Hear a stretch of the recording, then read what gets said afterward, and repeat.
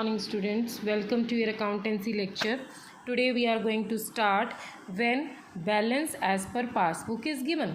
Now here, when balance as per passbook is given, you have to watch out the opposite book, and the opposite book is cash book. Clear?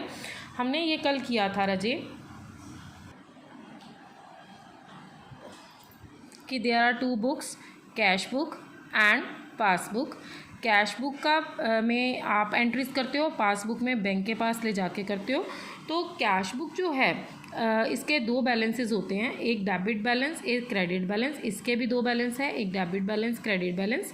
ये favourable balance होता है because debit balance cash book का क्या होता है, balance, और credit balance क्या होता है, ओवरड्राफ्ट. ठीक है ना, इसलिए ये अनफेवरेबल बैलेंस हो गया और ये फेवरेबल बैलेंस हो गया. ऑन द ऑपोजिट जो पासबुक है उसका डेबिट बैलेंस ओवरड्राफ्ट होता है, ठीक है, और क्रेडिट बैलेंस क्या होता है, बैलेंस. इट मीन्स ये फेवरेबल हो गया और इसका ये अनफेवरेबल हो गया. इसका मतलब ये है कि अगर कैश बुक में कोई चीज़ डेबिट हो रही है तो वो आपकी अमाउंट को इंक्रीज़ कर रही है, अगर कोई चीज़ क्रेडिट हो रही है तो वो आपकी अमाउंट को डिक्रीज़ कर रही है. पासबुक में अगर कुछ डेबिट हो रहा है तो वो डिक्रीज़ कर रहा है, लेकिन अगर कुछ क्रेडिट हो रहा है तो दैट इज़ इंक्रीजिंग. तो you have to consider just this thing कि अगर आपको बैलेंस दिया है तो आपने वो किस में आप उसको किस में डालोगे, पॉजिटिव आइटम्स में. आपके पास जो फॉर्मेट है वो क्या है, सीरियल नंबर है, देन पर्टिकुलर्स है, पर्टिकुलर्स के बाद आपके पास है positive item and negative items. ये आपका फॉर्मेट है. हमने किया था कल balance as per cash book, अब हम करने लगे हैं balance as per passbook. It means अगर क्रेडिट होगा तो बैलेंस होगा, ठीक है ना. तो पासबुक का अगर क्रेडिट बैलेंस है तो आपको कौन सी बुक के देख के चलनी है, कैश बुक देख के चलनी है, कि जो कैश बुक में हुआ आप वो करोगे इसको रिकनसाइल करने के लिए. ठीक है. Now Rajay, from the following information, prepare a bank reconciliation statement of Karthik on 31st March 2019. On 31st March 2019, bank passbook of Karthik showed a balance लिखा है ना, of 15,000 to the credit. तो credit में क्या होता है, balance होता है. बैलेंस की आइटम आप कहाँ डालते हो, पॉजिटिव में. ठीक है. अगर अनफेवरेबल होता तो ये नेगेटिव में चले जाता और बाकी चीज़ें वैसे ही करते हैं जैसे हम कर रहे हैं. तो BRS is not a tough job. ठीक है. Kartik had issued cheques amounting to ₹8,000 of which cheques amounting to ₹3,200 have so far been presented for payment. देखो रजे, कार्तिक ने इशू कर दी है चेक. इट मीन्स उसने कैश बुक में एडजस्ट करना ना, तो उसने अपनी बैलेंस जो है, क्योंकि उसने इशू कर दिया है तो उसने कैश बुक का बैलेंस जो है वो डिक्रीज़ कर लिया है. लेकिन वो कहता है कि 8,000 जो इशू किए हैं सिर्फ उसमें से प्रेजेंट कितने हुए हैं, 3,200 प्रेजेंट हुए हैं, क्योंकि बैंक तो उतने ही पेमेंट करेगा ना जितने उसके पास चेक प्रेजेंट करेंगे कि ये हमारा चेक है जी, इसकी पेमेंट कर दो. तो बैंक ने सिर्फ 3,200 पेमेंट की पेमेंट की है. ठीक है. तो कितने की पेमेंट नहीं की है अभी बैंक ने, बैंक का बैलेंस उतने से बड़ा होगा ना. 8,000 में से 3,200 की पेमेंट वो कर चुका है. तो कितने की पेमेंट उसने नहीं की है, 4,800 की पेमेंट उसने अभी नहीं की है. जो पेमेंट उसने नहीं की है उससे पासबुक का बैलेंस बढ़ा हुआ है. हमने किसको देख के चलना है, कैश बुक को. कैश बुक का बैलेंस डिक्रीज़ है उतने से, तो हम लोग 4,800 से उसको डिक्रीज़ कर देंगे, यानी कि नेगेटिव आइटम में ले जाएंगे. ठीक है. नेक्स्ट है बेटा, a cheque of ₹2,200 paid by him into the bank on 26 March is not yet credited in the passbook. मैंने आपको बोला कि क्रेडिट करते वक्त पासबुक का बैलेंस क्या हो जाता है, इंक्रीज़ हो जाता है. ठीक है ना. वो कहता है कि अभी पासबुक में वो क्रेडिट नहीं हुआ, इट मीन्स पासबुक का बैलेंस कम है, लेकिन कैश बुक का बैलेंस तो बढ़ा हुआ है ना. आपको बैलेंस पासबुक का दिया हुआ है स्टार्टिंग में, आपने कैश बुक को देख के चलना है. कैश बुक का बैलेंस बढ़ा हुआ है तो हम भी इसको पॉजिटिव आइटम्स में लेके जो है वो इंक्रीज़ कर देंगे. नेक्स्ट है हमारे पास, he has also received a cheque of 500 which although entered by him in the bank column of the cash book was omitted to be paid into the bank. ठीक है. उसने तो record कर लिया, उसको चेक रिसीव्ड कर लिया उसने अपना बैलेंस इंक्रीज़ कर लिया. ठीक है ना. लेकिन omitted into the bank, लेकिन बैंक में पे करना भूल गया, बैंक का बैलेंस डिक्रीज़ है. हमने कैश बुक को देख के चलना है, कैश बुक का बैलेंस जो है वो इंक्रीज़ हुआ है, हम भी इंक्रीज़ कर देंगे. On 30th March, a check for ₹1570 received by him was paid into the bank. कहते हैं एक चेक जो था उसने रिसीव किया था वो उसने बैंक में जमा करा दिया, but the same was omitted to be entered into the cash book, लेकिन कैश बुक में रिकॉर्ड नहीं किया, तो कैश बुक का बैलेंस कम है, कैश बुक का बैलेंस कम है तो हम कम कर लेंगे, यानी कि उसको नेगेटिव आइटम्स में ले लेंगे।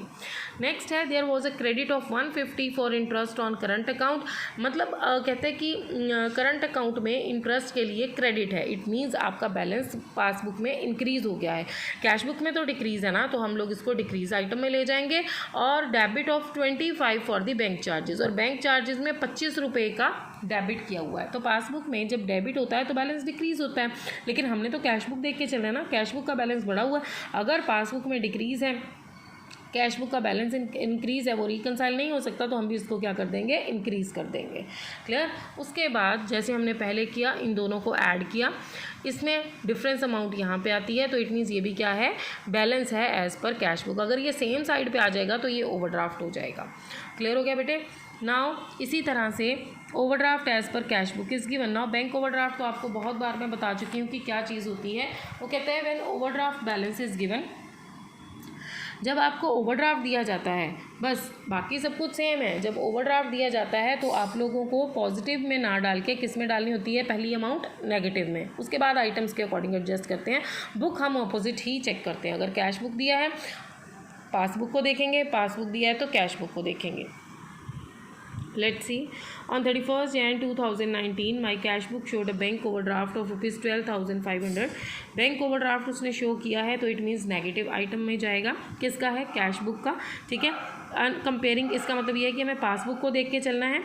Check and cash amounting to ₹1340 were sent to bank on 27 January, but cheques worth ₹230 were credited on 2 Feb, मतलब कि आपकी 31 जनवरी के बाद कहीं जाके उसमें क्रेडिट हुए हैं।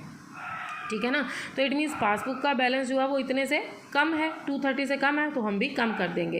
And one cheque for ₹45 was return by them as dishonoured on 4 Feb, वो भी इस डेट पे नहीं हुआ है, उसके बाद जाके उसने रिटर्न किया है, तो बैलेंस कम है, तो हम इससे भी इसको डिक्रीज़ कर देंगे।